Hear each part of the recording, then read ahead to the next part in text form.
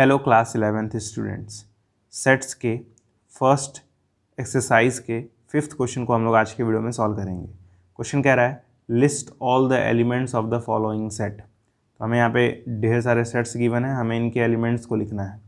ठीक है, तो देखिएगा बहुत ध्यान से। पहला वाला क्या है? पहला वाला है x. X is a odd natural number. ठीक है, तो बहुत ईजी है। पहला वाला तो बहुत ईजी है। कह रहा है हमें वो सारे एलिमेंट्स लिखने हैं ए के अंदर जो कि क्या हों, ऑड हों और नेचुरल नंबर भी हों। ठीक है, तो नेचुरल नंबर कहाँ से शुरू होते हैं?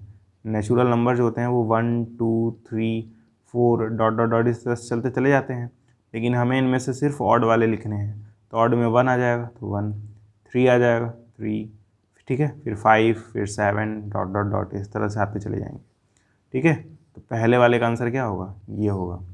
ठीक, दूसरा वाला क्या कह रहा है? दूसरा वाला कह रहा है x. X is an integer -1/2 से लेके 9/2 तक। ठीक है, तो बहुत ध्यान से देखिएगा। सेकंड वाला क्या कह रहा है? हमें जो है -1/2 से लेके 9/2 तक इंटीजर्स लिखने हैं। ठीक है, तो -1/2 मतलब -0.5 less than x, greater than x less than 9/2 मतलब 4.5। ठीक है, तो -0.5 से लेके 4.5 तक कितने इंटीजर्स होंगे उसको मुझे बी के अंदर लिखना है। तो -0.5 से बड़ा इंटीजर 0 होता है, फिर 1 होता है, फिर 2 होता है, फिर 3 होता है, फिर 4 होता है।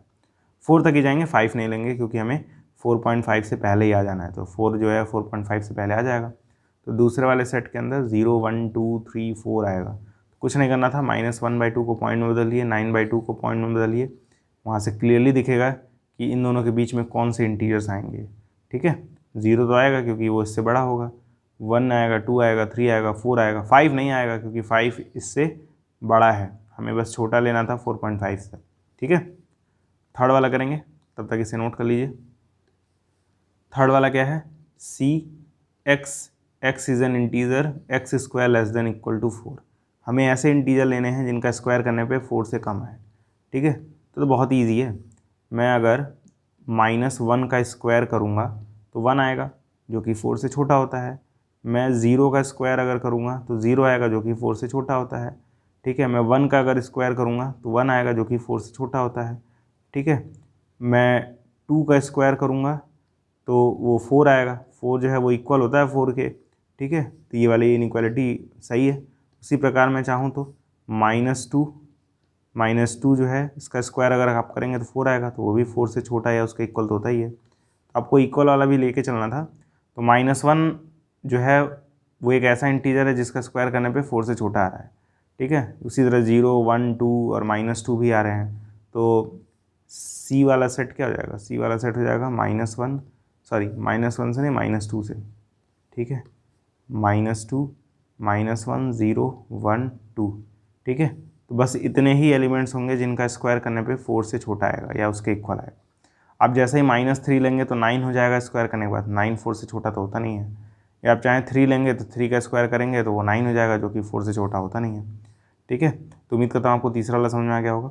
चौथा करेंगे, चौथा तो एकदम हलवा है। ठीक है, अब देखिए फोर्थ वाला क्या कह रहा है? डी सेट बनाना है जिसमें एक्स जो होगा वो एक लेटर होगा इस वर्ड से। ठीक है, तो इसमें टोटल 5 लेटर्स हैं, इन्हीं 5 लेटर का सेट बन जाएगा। और क्या, फोर्थ वाला तो बहुत ईजी है।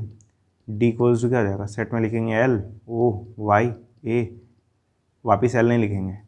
ठीक है, क्योंकि सेट में रिपीटिशन अलाउ नहीं होता, मतलब किसी एक एलिमेंट को 2 बार नहीं लिख सकते हैं। तो एल आएगा क्योंकि यहाँ पे एल है, ओ आएगा क्योंकि यहाँ पे ओ है, वाई आएगा क्योंकि यहाँ पे वाई है, ए आएगा क्योंकि यहाँ पे ए है, एल नहीं आएगा क्योंकि मैंने ऑलरेडी एल लिख दिया है। ठीक है, फिफ्थ वाला देखते हैं क्या कह रहा है? कह रहा है x is a month of year not having 31 days. हमें ऐसे महीने लिखने हैं जिसमें 31 डेज़ ना आते हों। ठीक है, तो बहुत ईजी है। तो ये जाएगा जनवरी में आता है, फरवरी में नहीं आता है ना? फरवरी में 28 दिन होते हैं, फिर मार्च में होता है 31 दिन। ठीक है, मार्च के बाद अप्रैल में नहीं होता है। ठीक, उसी प्रकार जून में नहीं होता है, सितंबर में 31 दिन नहीं होते हैं। ठीक है, सितंबर, और उसके बाद नवंबर में भी 31 दिन नहीं होते हैं। ठीक है, अगर कोई छूट रहा होगा तो आप कमेंट बॉक्स में बता दीजिएगा। फिलहाल मुझे इतने ही याद आ रहे हैं जिसमें 31 डेज़ नहीं होते हैं। ठीक, अब सिक्स वाला लगाएंगे। सिक्स वाला कह रहा है x is a consonant in the English alphabet which precedes के के पहले जितने भी कॉन्सोनेंट्स हैं इंग्लिश अल्फ़ाबेट में उन्हें हमें लिखना है। ठीक है, तो सिक्स वाला क्या कह रहा है, पहले ABCD लिख देते हैं, ABCDEF GHI J के से पहले तक ही लेना था तो ये नहीं लेंगे। अब हमें इनमें से सिर्फ कॉन्सोनेंट्स लेने हैं, तो B एक कॉन्सोनेंट है, C एक कॉन्सोनेंट है, D एक कॉन्सोनेंट है, F G H और J।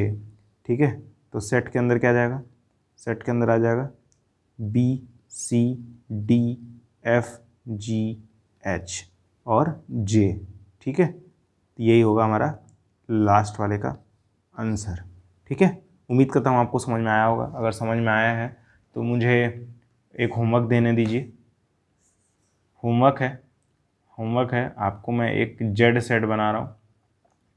आपको यहाँ पे ऐसे एक्स लेने हैं, x is vowel of English alphabet. ठीक है, इसका आंसर आपको कमेंट बॉक्स में बताना है। ठीक, कोई डाउट होगा तो भी आप कमेंट बॉक्स में पूछ लीजिएगा। आज के वीडियो में इतना ही, मिलते हैं अगले वीडियो में, तब तक के लिए गुड बाय।